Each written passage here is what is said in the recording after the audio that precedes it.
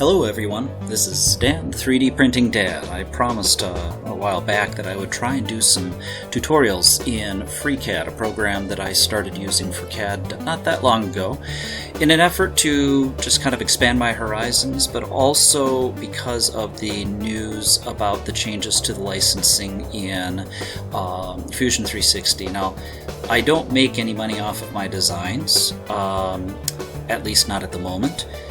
So I certainly am not going to be affected by these, but I know that there are several other people who are, and I wanted to also not limit myself in the future should I decide to sell several more of my designs. So in an effort to learn that, I decided to pick up FreeCAD.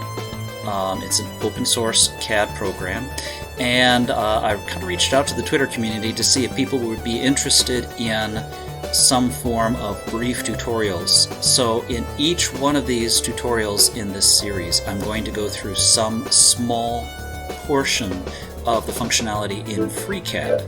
And we'll work through this together. As I publish these, I'll try and reach out to the community to get some feedback to see what other types of things people are going to want to see.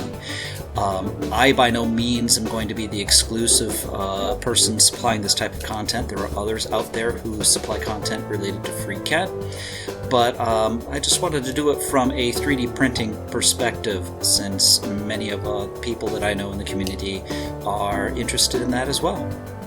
So with that, hang tight and watch the videos as they come out. Thank you very much.